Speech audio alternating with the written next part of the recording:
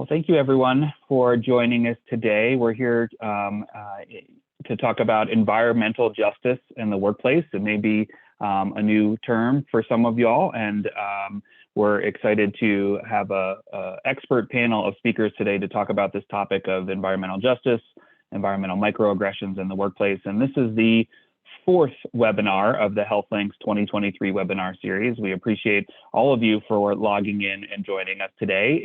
If you can use the chat to tell us where you're from, we always appreciate hearing all of the states and countries that people are joining us from. So use that chat function right now and tell us where you're joining us from today. My name is David Shapiro, and I'm the Senior Manager of Programs and Partnerships at the Center for Health, Work, and Environment. We're located at the Colorado School of Public Health on the University of Colorado Anschutz Medical Campus, and we're one of 10 centers of excellence for total worker health funded by the Centers for Disease Control and Prevention, the CDC, specifically NIOSH, the National Institute of Occupational Safety and Health at the CDC. Once again, my name is David Shapiro. My pronouns are he, him. I am a white male, and I'm joining you today from my home office in Denver, Colorado. I am wearing a maroon pullover today and gray glasses. My Zoom background has rainbow colors and the University of Colorado One Goal Inclusivity logos in honor of June being Pride Month. So thanks again for everyone joining us today. A few housekeeping items.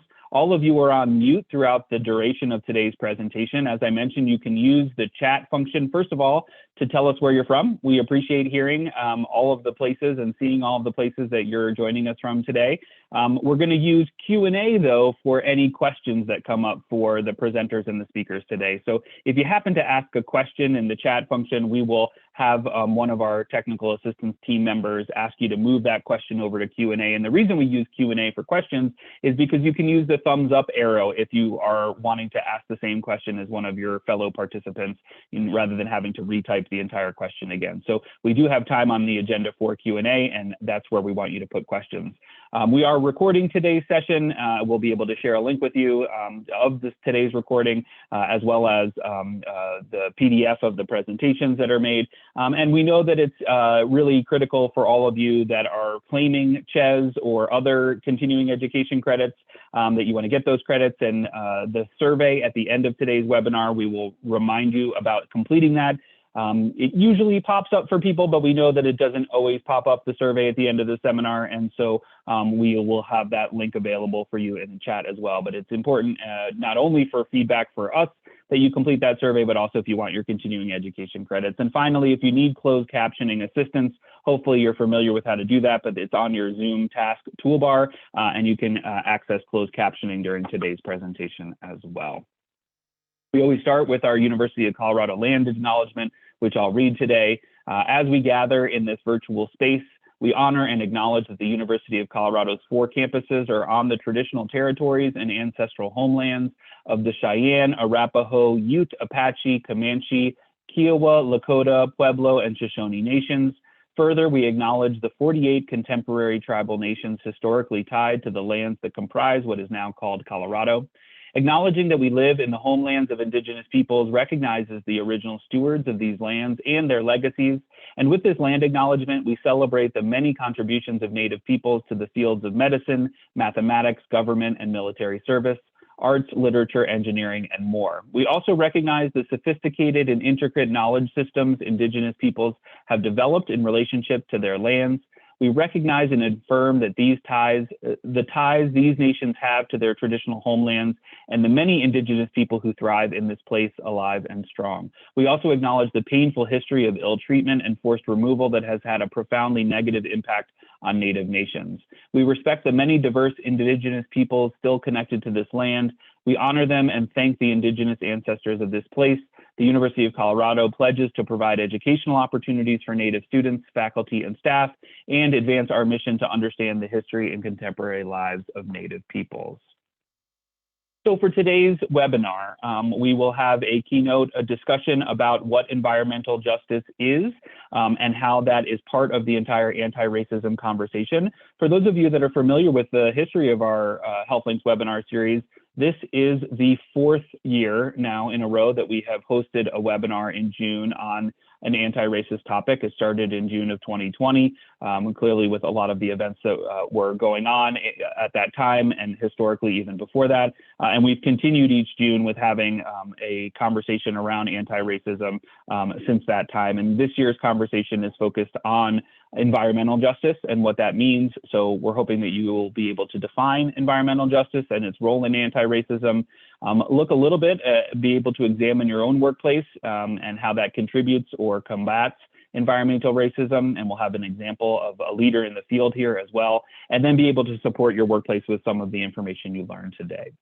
We do have time for Q&A with the speakers. We never get to all of the questions and answers. We have asked our presenters to keep their remarks within the time frame we've allocated and to keep them brief so that we have time to honor and respect all of your questions as well. So with that, I'm going to introduce our keynote speaker today, Dr. Catherine Dickinson, or Katie. Dr. Katie Dickinson is an assistant professor of environmental and occupational health at the Colorado School of Public Health and a JPB Environmental Health Fellow. Her interdisciplinary research examines environmental and climate justice issues and the impacts of policies and programs on health and social outcomes. International projects have addressed problems at the nexus of environmental quality, economic development, and human health, including water and sanitation, household energy and air pollution, and mosquito-borne diseases. Domestically, she has studied drivers of environmental health, inequity in wildfire management, infectious disease, including COVID-19 and mosquito-borne disease, and oil and gas development. Dr. Dickinson has a passion for teaching students about environmental and occupational health policy and how public health professionals can partner with change makers at different levels to build healthier and more resilient communities. So thank you, Katie, for joining us today. I'm going to stop sharing my screen and hand over the controls to you. Thank you, David. I'm really happy to be here and to be part of this conversation today. So I'm going to just jump right in. Make sure my slides will advance here. Let's see. There we go. All right. So thank you again, David, for the intro. I have this slide in my presentation as well, and I won't repeat the beautiful acknowledgement that David gave, but I do just want to tie this to the topic that we're talking about today. So actually I saw somebody make a comment in the chat that, right, Indigenous people are the original stewards of our land. And so if we're talking about environmental justice, really what we're talking about, right, is choices that we're making as a society about how to, what relationship we have with our lands. And so acknowledging the ongoing work that colleagues like Ian Thomas DeFoya, I'll allude to and later in my work or my talk about some of the work that I've been honored to do with Ian, but just the ongoing work that Indigenous folks are doing to try and heal our relationship with each other and with the lands that we live on. So some key takeaways that I'll give you right at the beginning here before we dive in and give you all the details. So from what I'd like to tell you, I want you to take away that environmental justice is a principle that states that everyone should be able to live in healthy and safe environments. If we connect that then to the workplace, what that means is that if we're going to achieve environmental justice, in the workplace, we need to make sure that everyone has access, equitable access to health promoting work environments, right? We spend a lot of time at work. It's an important environment that we live in. And so that distribution of hazards and health promoting features in our work environments is a key part of environmental justice. We also want to make sure that we are giving all workers a voice. So this is what we'll call procedural justice, that we want to make sure that people have a say in what their work environments look like, and what types of, again, hazards and benefits they are accessing at work. And finally, as we are moving our societies towards a greener economy to combat climate change and again, kind of, build this greener world, thinking about how workers are affected by that transition and centering their experiences and rights in that process is an important thing for us to advance. So What is environmental justice? Environmental justice is at the same time a social and political movement, an aspirational principle, and a field of research. And in all of these dimensions, we really have to acknowledge that the work, the movement, the principle, the research has been led from its origins by frontline communities and particularly by communities of color. I'll get into these in just a second. All right. So in the origins of the environmental justice movement are somewhat debated, but I like the idea that's presented in this really lovely book from the ground up that says that there isn't one starting point for the movement, but really lots of tributaries that feed into this river over time. And it makes sense to see the headwaters of that movement in the forced removal of Indigenous people from their lands and the centuries of ongoing resistance that have followed. In this century, some note that, MLK Jr. Had traveled to Memphis to support striking sanitation workers when he was assassinated in 1969. And simultaneously, work led by Cesar Chavez and the United Farm Workers in their struggle against pesticide poisoning started in the 60s was also one of these important tributaries to the movement. And so what you see here, right, is that from the origins, environmental justice and workers' rights have been closely interlinked. Also, a lot of people point to protests in Warren County, North Carolina in 1982 as a real watershed moment. The state of North Carolina had decided that poor, rural, predominantly Black Warren County was the perfect place to put their hazardous waste landfill and dump 6,000 truckloads of soil laced with toxic chemicals, PCBs. So the county became a focus of national attention, and frustrated residents met the trucks that were carrying the soil on the road. They stopped them. They tried to block the landfill. There were 6 weeks of marches and protests, nonviolent street protests. More than 500 people were arrested. So the people of Warren County actually ultimately lost this battle. The toxic waste was deposited in that landfill. But these protests really, again, sparked this movement that continues to this day. So, sorry, I lost my notes here. Okay.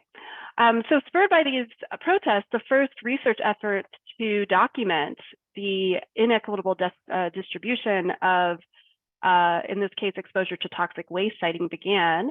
The United Church of Christ Commission for Racial Justice, under the leadership of Reverend Benjamin Chavez, published this report called Toxic Wastes and Race in the United States in 1987. And the report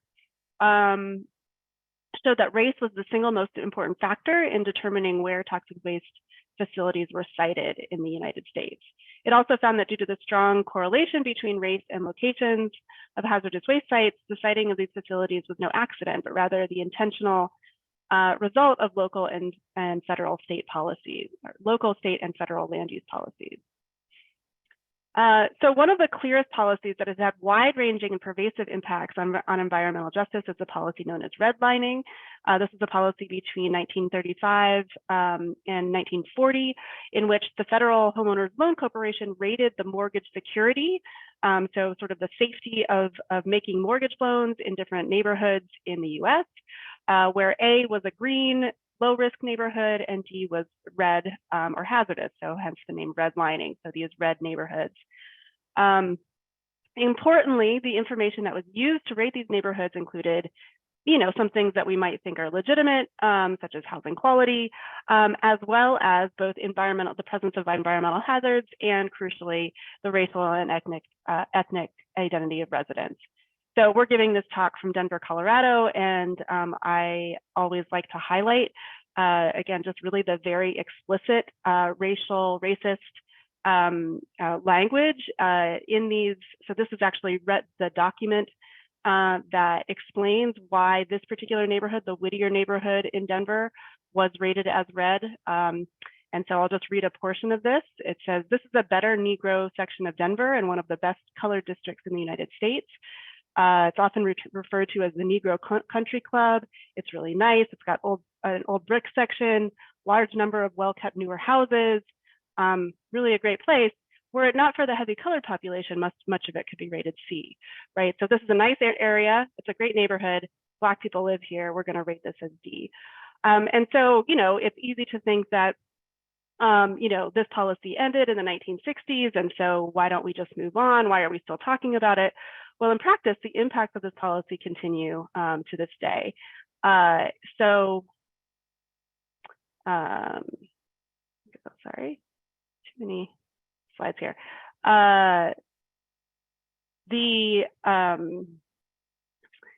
One of the clearest, most pervasive impacts is on homeownership rates and generational wealth. So since people in these D neighborhoods, which were disproportionately people of color, had a hard time getting mortgage loans, they were less likely to buy homes. And so this, then their children were less likely to accumulate wealth over time. And so we can see this, right, in different neighborhoods in Denver today. Park Hill neighborhood was rated as green. Currently, there are 82% of people in this area are homeowners, whereas, for example, in Globeville or in Whittier, the proportion of homeowners is still lower, and we have a higher percentage again today of non-white residents. And the impacts of redlining reverberate into other areas, including parks and green space. So those are still lower in areas that were historically rated as this high mortgage risk, and also in the distribution of COVID-19 cases. So again, history, past is present, and this is a big driver of these environmental injustices. All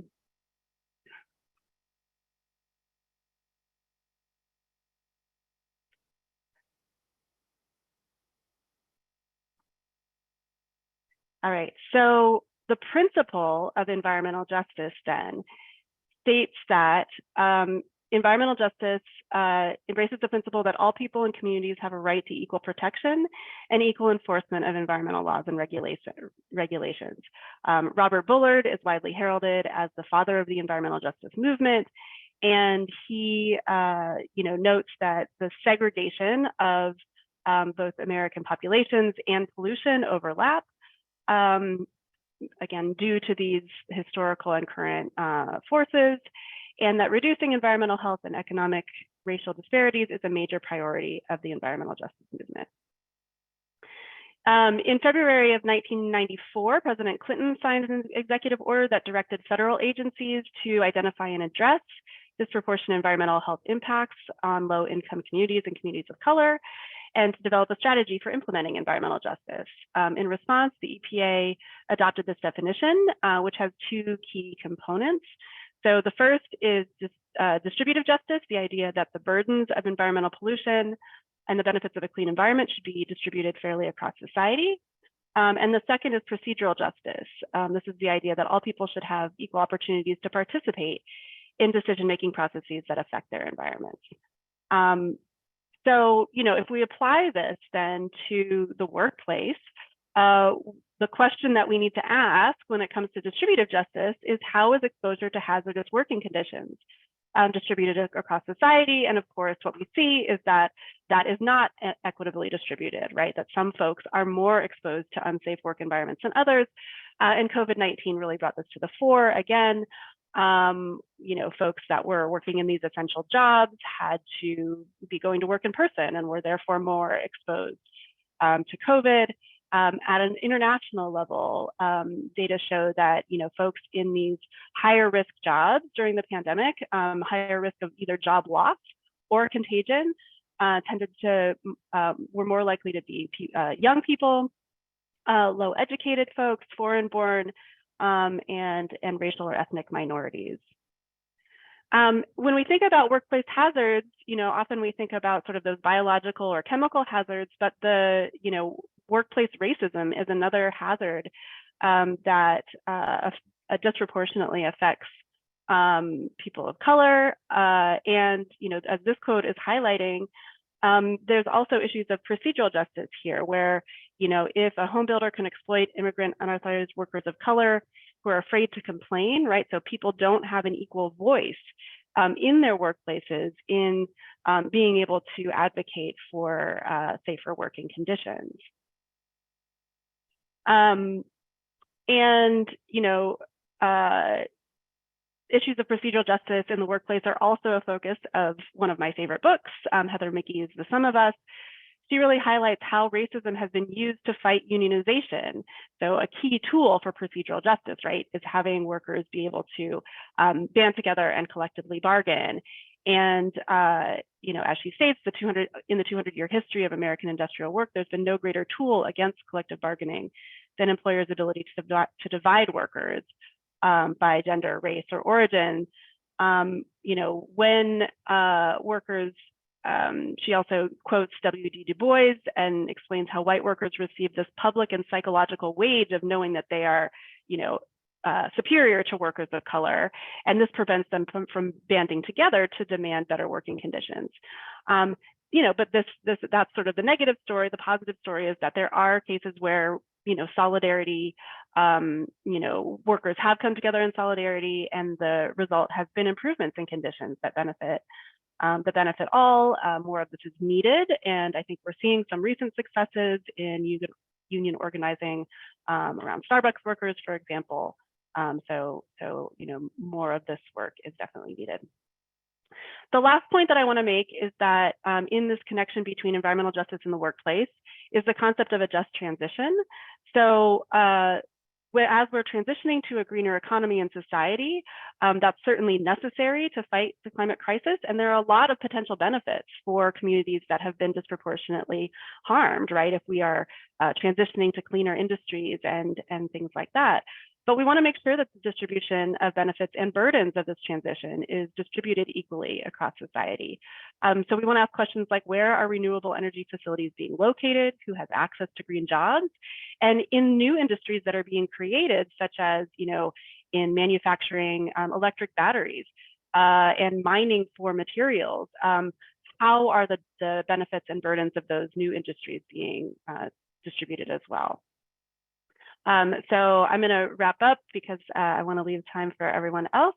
But just to say that this concept of a just transition is really important. There are lots of folks doing work in this area.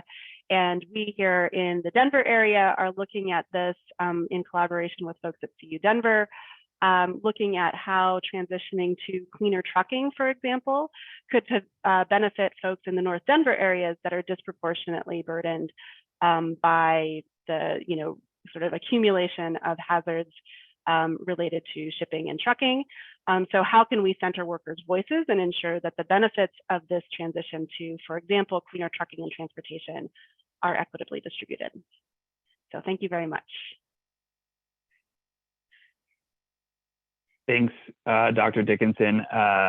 If any of you have questions based on that presentation, please let us know. I'm going to next introduce our next speaker. And once again, use the Q&A section for any questions that come up, either for Dr. Dickinson or either of our next two speakers as well. So it's my honor to next introduce Christy Angerhofer. Christy is a diversity and inclusion specialist with over 17 years of medical education experience in undergraduate and graduate medical education.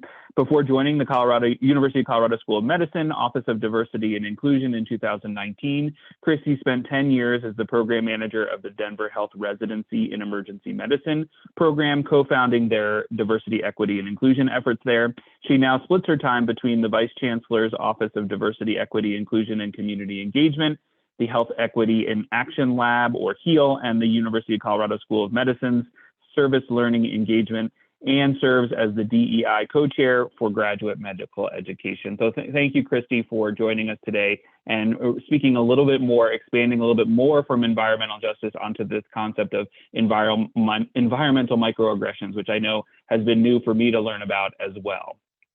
Thank you so much, David, and thank you, Catherine. I feel a lot of what Catherine spoke about will lead directly into some of the things I'm going to talk about today. But again, I am Christy Angerhofer. I use she, her pronouns. Happy Pride Month to all. A few of my identities: I identify as a Mexican-American woman. As an educator, I have dark brown hair. I would say, I guess I'm middle-aged, in my 40s, big gold earrings for those who cannot see me. And today we're going to talk about that environmental microaggressions. We're going to take a lot of what Catherine said and kind of bring it down to like our day-to-day and how this shows up in our lived environments. And so what is a microaggression that is environmental? These are assaults, insults, and invalidations, which are manifested on systemic and environmental levels. And so you may have heard about the work of microaggressions of Daryl Wing Su and Dr. Chester Pierce. And this is kind of where microaggression sits in terms of all of these other areas of microaggressions, including microinsults, micro invalidations. And they kind of have these two charts here that show what the message receiving or being told to somebody when a microaggression happens is portraying to the individual on the side of receiving that microaggression. And so again, these microaggressions that are environmental are really around those environments that we find ourselves in.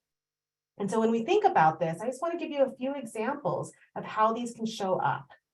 So when we consider where we are at and our systems that are built around us, who are they built for? Catherine kind of mentioned the culture that sets the norms, that sets the stage for what is acceptable, what is normal, and that's the dominant culture. And so when you find yourself outside of that dominant culture with maybe different identities or different intersections of identity that don't align with the dominant culture, you can find, like this picture here, spaces that are either welcome to everyone and people of different identities or unwelcome. And so again, this can also, it is a microaggression. These can be symbols or things that are displayed that actually are actively excluding groups of people or trying to kind of say, like, we believe slavery is good. We believe other things that are part of our history should be maintained. And that is another example of an environmental microaggression. When we think about our shopping and our displays in stores, again, who are we marketing to? Is there one group of people that are predominantly seeing themselves in our products, in the things around us, and who are we excluding? Same thing goes for our places of work.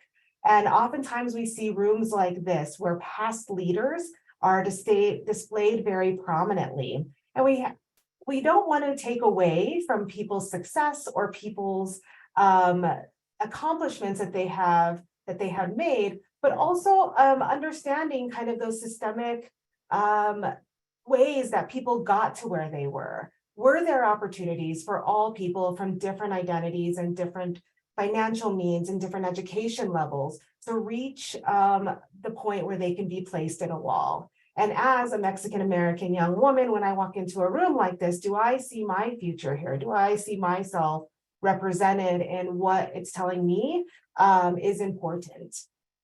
And then, of course, accessibility is a big part of environmental microaggressions. This world, again, is not oftentimes built for people who have different accessibility needs. And so when we are building and when we are showing up in these spaces, if we have a need that is actively not being met, it can cause us to feel that we were never meant to be there in the first place. And so environmental microaggressions, again, refer to these systemic problems where the physical space is structured in such a way that it makes one or more groups feel invalidated. And again, I just want to tie that back to the kind of historically marginalized groups that have been marginalized and kind of continue to be marginalized in these spaces. And I'll just end with this quote that I love so much from Mae Jemison, who is one of the first Black astronauts at NASA. And she says, "Never limit yourself because of others' limited imagination. Never limit others because of your own limited imagination." And so I hope that you all can take that with you as we create these spaces that are inclusive to all. Thank you so much, David. Thanks, Christy. Just a quick question came up in the Q&A that we'll address right now. The example of the inclusive gender bathroom sign, that was an example of a good example of how to communicate, yes, not necessarily of a microaggression. Is that correct? Absolutely. That was the correct or the inclusive space that we are hoping to make for all. Sorry, I didn't point that out. No problem. Thank you for clarifying. And thank you for those of you that are starting to put your questions in the Q&A section. We're going to go on to our third speaker, and then we're going to open it up to Q&A. For those of you that are familiar with Zoom Q&A, if someone types a question that you also have, you can use the thumbs up function rather than retyping it to sort of move it up the queue, and that'll help us understand the priority and prioritize some of the questions. So with that, I'm going to introduce our third speaker for today, Robert Franklin. Robert has been the lead of diversity, equity, and inclusion programs and initiatives for Children's Hospital Colorado since the summer of 2018. And in addition to maintaining consulting relationships throughout the United States with organizations and individuals in service and community-facing roles, Robert's work at Children's Hospital builds on his former leadership of the Diversity Catalyst team at Colorado State University and as a lead trainer within the city and county of Denver. Robert works to engage entire systems and their parts to consider differences and the impact on work and care in our communities. Guided by coordinated strategy and impactful initiatives, Robert's programs and consultation directs caregivers and staff as they learn and talk about, celebrate, and take action in response to the differences individuals bring. The community-facing work of both his passion and position led him to also volunteer as the Colorado Public Health Association's Health Equity Officer. So thank you, Robert, for joining us today and providing us with some remarks of how your work in Children's Hospital is contextualizing this environmental conversation. David, thank you so much. I appreciate that, and I really appreciate everyone joining us. I just need to start with a space of humility before even introducing myself, that we have an opportunity to have this conversation with all of you, and you're here, and the chat is afire. I can't wait to see what the questions are. I'm just humbled by the opportunity to be with you all and have this conversation. You ever be in a conversation and you just want to snap? Like, I've been off camera, but I've been snapping, hearing from Katie, hearing from Christy, and I hopefully can lend just a few things for you all to think about organizationally, how this might actually look or how this might come to fruition. My name is Robert Franklin II. I use the he, him, his pronouns. And if you are not able to see me, I'm in a gray button-up shirt with a blue overcoat. I've got facial hair that I'm not very happy with, and glasses on my face as well, a short haircut. And I do identify as a Black man who's raised in Denver, Colorado. I'm coming to you from Aurora, actually, and am gracious of the opportunity to be thinking about environmental justice and connections at Children's Hospital Colorado, and a health system the size that it is, that it connects to folks, pediatric folks over 7 states. And we have international patients as well. And so you can imagine, when thinking about environmental justice, environmental microaggressions, and environmental racism, it shows up in different ways because the people that we are taking care of and people that are taking care of the people who are being taken care of is different. And so that makes it a challenge that all of the things that you've heard thus far, what can we do? What might be some solutions, or what might be some ways to work forward? And while I want you to know that Children's Hospital Colorado has not solved for environmental racism, environmental microaggressions, or environmental justice, there are some things that I see that we have on the horizon that I want to share with you all that I think could be useful. And I'm going to begin with the end in mind. There are 3 things that I want you to be thinking about as you go forward. First and foremost is tell the truth. Second is believe the stories. It means you need to take the stories, maybe even build them. But first, tell the truth. Second, believe the stories. And third, transform allies into accomplices. And that might look like eventually coalition. It's doing this work by oneself is not actually a great recipe, and leads to victimization, and certainly it can lead to further trauma by the environment that you're actually trying to fix. So at Children's, how are we doing that? The training and education programs that we have are not run-of-the-mill DEI programs or DHE&I, including the health equity. We are working to tell the stories, to tell the truth about where we're from and how we got here as an organization. So if you're familiar with Harriet Washington's medical apartheid, that's a part of our curricula inside of our training programs. And we talk about how even the very fabric of our pediatric medicine comes from the eugenics movement, comes from leaders within the eugenics movement who did not believe that kids like myself or my own children should be able to procreate and live and thrive, even in our community. And this was not that long ago that was built on children's foregrounds and foundations. So we have to tell the truth about that. And that's why land acknowledgement plus is important. It's one thing, as you heard David give the land acknowledgement, to just say we're on stolen grounds. It's a whole other thing to create space so that the stories of those who had been erased from our history and taken away from these lands, to give space to that and educational opportunities to that. So it's land acknowledgement plus tell the truth. We have a Captains of Inclusion program where it's an intensive months-long program where we say that we're all complicit in the racism, the institutional racism that impacts our health equity or our health outcomes. And so in order for us to fix it, we have to be thinking through not only the interpersonal activity that's happening, but we have to also get into the ideologies that built the institutions that allow us to treat each other the way that we treat each other. And oh, by the way, we're internalizing some of this oppression. And so we need to work on that. So we got to tell the truth. That's the first thing. Second thing is we got to believe the stories. And it's not enough to say someone microaggressed against me and that it's just a done deal. We just had it, we just called it in or even called it out. We actually have to believe people when they give us the stories about the trauma that they've experienced at our hands or because of our buildings, because our signs, our stairwells, our buildings are not as inclusive as they could be. Yeah, you might be the nicest person. You might have been working on your bias for the last couple of years, 3 or 4 or 5 years, and you still might micro or macro aggress against me. And you need to believe me when I tell you that that's happened, because on the other end is that coalition building, that allyship. You're going to do something with me to change the way that things are.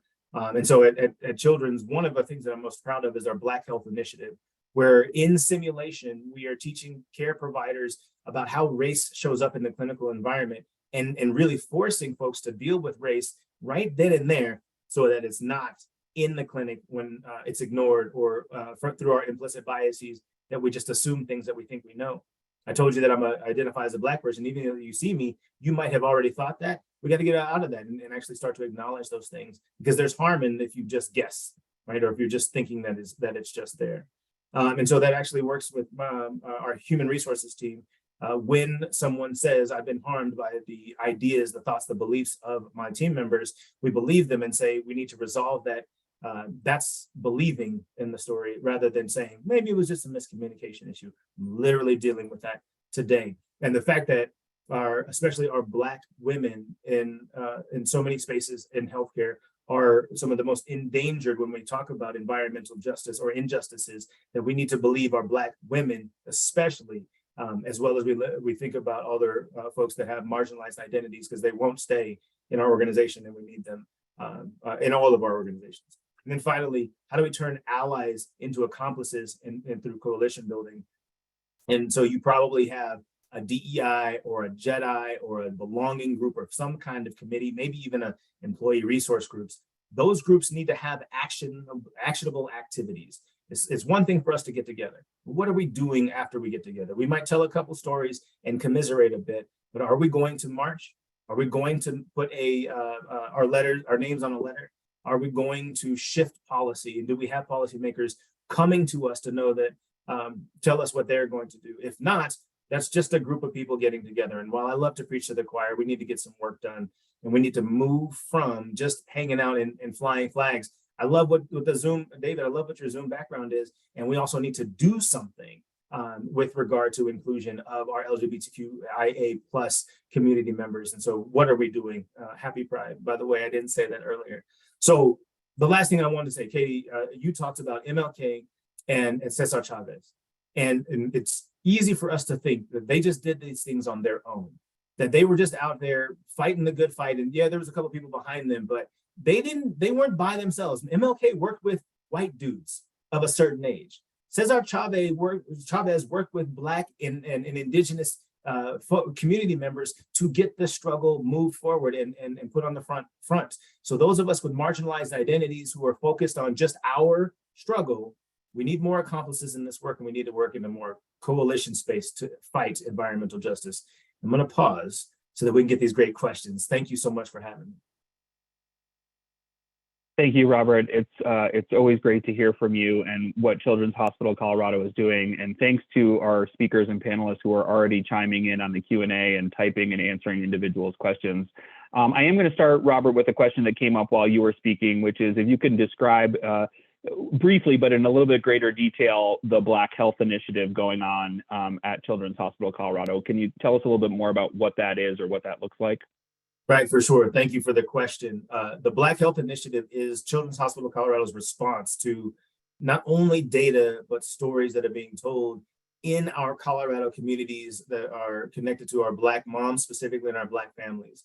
That it may be a surprise to some of you that being a Black woman about to have a child, it can mean certain death depending upon your perinatal experience. And it's not because you're Black and it's not because you're pregnant. It's actually because our system is set up in such a way that it will not take care of you in the way that you need to be taken care of when you go to the hospital or when you go in for care. There is not racially or culturally concordant care that centers the mom very often in spaces where people have access. And therefore, when our Black women go in to deliver, they're twice as likely to have an infant or a premature infant or infant death than their other cohorts. That in other places of our country, that's even double that. And so Children's Hospital, because we take care of kids and some moms and families as well, we wanted to do something about that because we saw that incidence high in our Aurora, Colorado communities, and not just in Colorado, but specifically around where Children's is landing. And so the simulation that I was talking about is just one of the initiatives we have. We installed a African-American Family Advisory Council that we never had. We installed a Kindred Mamas mentorship program where moms who want to learn from other moms about how to do the work is there. Just yesterday, we were talking about a mental health cohort of moms that are needing to talk about how challenging it can be to be a mom and needing mental health care so as to avert crises and challenges there. And then we're also working on policy and procedure. And so our government affairs team at Children's Hospital Colorado is keenly aware of not only these disparities, but how the legislation around community health workers needs to be changed and is working to be changed in Colorado. How doula access and midwifery access is keenly connected to the survival of Black babies. So that was brief, David, and there's so much more, but we're really excited about lives we already know that have been saved as a result of taking another look at how race shows up in the clinical experience. Thanks, Robert. You know, when I think about the term environment that we've used quite a bit today, it's a big word, it's a big term, and it's part of green building environments, it's part of the built environment. We talked about environmental microaggressions as well.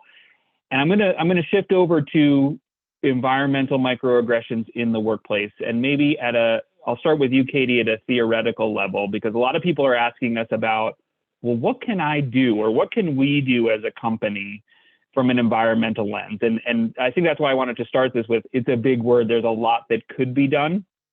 And after Katie has a few comments on what can we do individually or as an organization, I'm going to move it over to Christy and reaffirm for those of you that are in organizations where it may be difficult to bring some of these conversations up. We want to make sure that safety is the top priority for each individual first and foremost, right? And so let's not ignore safety and safe environments personally. We are hoping that you will continue to move boundaries and to flex your identity and what you're willing to bring to your office environment or your workplace environment. And that being said, the safety and security of yourselves and your family is of utmost importance to us as well. So let's dive a little bit deeper into what from a theoretical or a practical standpoint could be done at workplaces. We have a couple of specific examples in Q&A, but Katie, if someone was to ask you, gosh, I want to be an advocate and I want to work on environmental justice at my workplace, I don't know where to start. What's something you might recommend for them to think about just to begin the conversation? Yeah, well, I think really the best starting point is exactly what Robert said, which is listening, right, and believing your employees and providing real framework structures opportunities for people to speak up without fear of retribution, right? So whether that's, kind of anonymous, comment boxes kinds of things, but or having, a member of the organization, like kind of an ombuds person who is there to listen to that, because I think that's the key thing. It's hard, particularly as a member of, a more privileged, someone with more privileged identity, to see these things, right? And so, I think it could be hard for folks in leadership positions to go around and identify what those microaggressions are. That really needs to come from the folks who are experiencing them and seeing the environment from the lens of a person of color or a person who is living with disability, or various different identities that I think really acknowledging that our environment is not singular, right? We don't all see it and experience it and interact with it the same way. And so again, it is that beauty of diversity, is when we have folks in leadership positions who have a variety of different lived experiences and backgrounds, they are more likely, right, to understand and see this. So that's definitely what I would say the starting point is providing structures to do exactly what Robert said, which is listen and believe the folks who are operating there, and then providing resources, right, to act on those. So it's fine to have a list of okay, here are all of the things, but now how can people be really believe that if they do come forward and identify something, that they're going to be listened to and that action is going to be taken. And I think on the flip side, right, when you do that, right, as an organization, when you demonstrate that you are there to listen, and that something that has been identified as a microaggression can be removed or changed or modified, changed into something that is like the all gender bathroom, something that is actively welcoming. I think that is really a show of we care about you as an individual in this space, and we are willing to change the environment to make it clear that you are welcome here. Thanks, Katie. Christy, I'm going to move it over to you and ask for you to expand a little bit on that as well. Some of the ways in a practical nature, because I know so many of you on our call are looking for practical suggestions, that has come up on our University of Colorado Anschutz Medical Campus in Aurora, is things like ensuring people add their pronouns to their signature lines and Zoom profiles. It's things like creating welcoming environments. And similar to our webinar on mental health last month, having safe spaces for people to share stories is really important. Having leaders that speak up about these topics is important. It shows more frontline and middle managers and frontline employees that this is a topic of conversation to leadership. And also it's important that, we have these safe spaces to either get feedback from employees through surveying or to host these sort of what can be difficult conversations. Christy, what else comes to mind for you if for someone maybe, that's already along somewhere in the journey, but wants to participate in moving the environmental justice or anti-racism conversation in their workplace forward? What else comes to mind for you that we maybe haven't expanded on yet? Yeah, I think one of the first things that come to mind is, when we start this work, it's often very slow and it's maybe a couple people, and you really have to get the leaders on board. And there is just tons and tons and mountains of data about how the lack of diversity costs people, and how when you do have a diverse and inclusive environment and a work culture, you are saving money, you are being more innovative, you are publishing more articles in higher impact journals. There is just tons of data around that. And when we think about these non-inclusive environments or these environmental microaggressions, when they are happening a lot, you are losing individuals. And so there is a cost to constantly putting out new job descriptions, to not having people having historical knowledge around job positions, or even kind of loyalty and those people. Again, there's a cost to the organization. And so sometimes you have to, even though it's not fun, figure out what those data points are to get those leaders on board with you. And then secondly, when thinking about how to start this work, you can go really big, but you can go really small. And part of that is just learning about people, learning about people's identities, making space for people to be able to get to know one another more, because at the base of all of this is humanity, right? And looking at somebody and understanding that my lived experience is going to be very different than Robert's and going to be very different from Catherine's. But me knowing about that a little bit more and a little bit deeper level is going to change the way that we all interact with each other. And I see a comment here, why is it called microaggression? That is just a term that was built by Dr. Chester Pierce and Dr. Daryl Wing Sue. But oftentimes people think that that is very much not a strong enough word for like what a microaggression is. And some people think it's too strong of a word. And one thing that I try to tell people is there's a lot of people over here that say everything's a microaggression, and other people over here that say nothing's a microaggression. But I think most of us live in the center space, where there are definitely things that can make you feel not included, make you feel less than, make you feel or is actively telling you that you don't belong. And when we feel like that, again, we are going to be less productive. We are going to be less loyal to our workplaces. We are going to be less engaged. We're actually going to withhold our great ideas and our brilliance that can be brought into these spaces to advance the greater good of the organization. And so when we think about it on that stage, and bring it back to that kind of individual, getting to know people better, making spaces, like Catherine said, those safe spaces where people are allowed to bring their authentic selves, everything is going to get better from there, if given the chance to.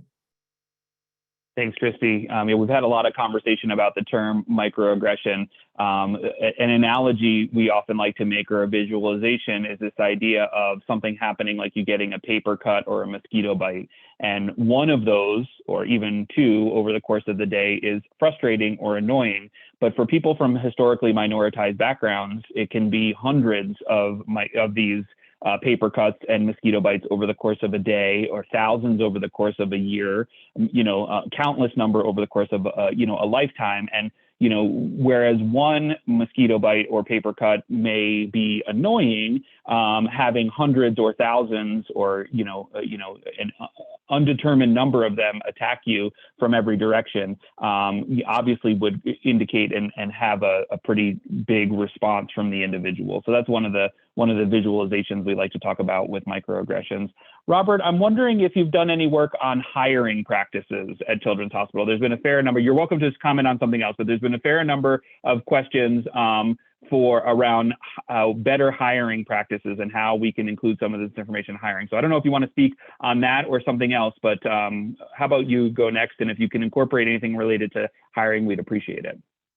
Absolutely. So I'll get there. I'm gonna put it right over here. Just make sure I come back. I just really love the visual of the paper cut or the mosquito bite.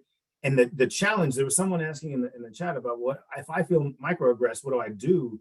And part of the challenge is that we got to recognize not everybody gets bitten by the mosquito when they go to work, right? You may have some things that are microaggressions that are existing in your world, but not when you go to get your paycheck, or when you go to get care, or when you're going to be educated. But there are people, and as you named, that folks that are historically, traditionally, and systemically been marginalized and ostracized in our country and others, that shows up everywhere I go.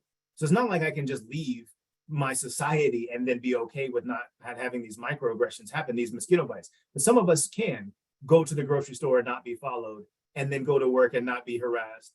But because that isn't the case for some of us, that we can't just put the spray on and get those mosquitoes to not bite us, then we show up at work with an attitude, and it shows up in our performance evaluations. Then we don't join the happy hours, or don't do the group projects the same way, and then all of these other things that continue to follow. So the microaggression that you might experience may be that one paper cut or that one mosquito bite. I wonder though, are there other folks that you might be checking into that you work with who receive the invalidation of their whole existence everywhere they go, and they can't shake it off? They can't take it off. So that's the one thing I just wanted to say, because I wanted to get in there. When thinking about hiring practices, it's tough because there are so many organizations right now that are looking, like Children's Hospital, that are looking to add quote diversity to their organizations. And when we say the word diversity, we got to be thinking about, what do we mean? Because implicitly, remember that implicit bias thing I mentioned a moment ago, implicitly when we say diversity, we're thinking not white. Well, the diversity, when I define it, is just difference. And so if we're thinking about differences, then we need to be thinking about difference from what? And if we happen to notice in our organization that, let's say, we have an organization full of white people who identify as white and male. Let's just say that's just everybody except the one or two people. Then we need to say out loud who we are looking for is X. And then I see Katie nodding. There's the other thing though. Why? Why are we looking to add quote diversity? Why are we looking to add non-white folks or non-male identifying folks or non-binary folks, whatever the thing is? Why are we doing that? And the environmental justice conversation is really important, because just saying we want more Black and brown people in the space is only leading to tokenization. Because once they're there, if we even get there, the culture is in that they were not believed about the things that our story that we bring in the first place. So David, one of the pieces that I think is really important is to figure out the why of quote diverse hiring, and then all of the other things follow along. There was a question about, should we put pronouns into our resume? Well, do you know that organization well enough to know that they're looking for someone who uses pronouns? Are they using pronouns? Do they force people to do them, or are they doing because they think that they're important? Have they stated that out loud? There was another comment about having to put race and ethnicity into a job application. It might be because folks are looking, but you want to know why. And if that's a place that you want to be, if they're asking that question and you're not comfortable with sharing because you think you might be discriminated against, that's a clue as to whether or not you should be there. So we could talk all day about HR, but those are the first things that came to mind. Thank you so much to our speakers and to all of the questions that are coming up.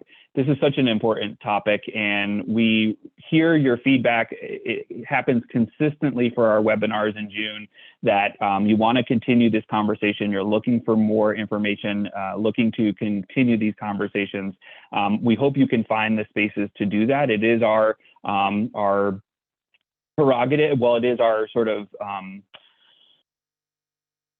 hope that we will continue these conversations each June as part of the Health Links webinar series at a minimum. We have Juneteenth coming up as a national holiday next week, and it's a good time to start these conversations in your workplace if they're not already happening. It's also an important time to continue these conversations in a variety of ways. So our next webinar, we take a bit of the summer off, but our next webinar is on another really important topic, and one that we have done a lot of work in recently, which is how does problematic substance use impact workers at your workplace?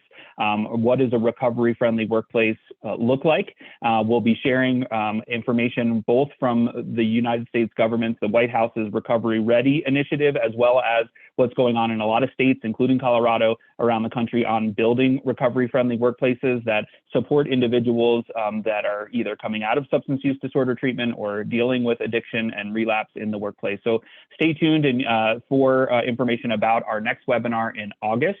And once again, I just want to thank and appreciate our speakers today, Katie Dickinson, Dr. Dickinson, Christy Angerhofer, and Robert Franklin. It's my pleasure and privilege to know all of you and to be able to participate in this conversation with you. Thanks to those of you who have joined us today for the webinar. We will put the link to this survey in our chat box, and hopefully it will pop up for you as you are leaving today's webinar. But know that if you've attended today's webinar, you will get a link to the survey as well. We keep it open for about a week, so we know it's important for all of you that are claiming your continuing education credit. So it's my hope for all of you today that you find spaces where you can hold space for this conversation, that you can be honest and vulnerable either with yourself or with your colleagues. I appreciated Robert's comment that this is not just happening at the workplace. This is happening throughout the environment, which is one of the reasons we wanted to talk about environments today. And there are some things happening that we can have impact on, and there are other things that have been systemically placed upon individuals for a very long time. They're going to take repair, and they're going to take conversations. But I do think that's where it starts, is with honesty, transparency, and vulnerability. So thank you once again to our speakers and all of you joining us today. Look for the survey that pops up at the end of today's webinar, and we'll see you again soon. Thank you.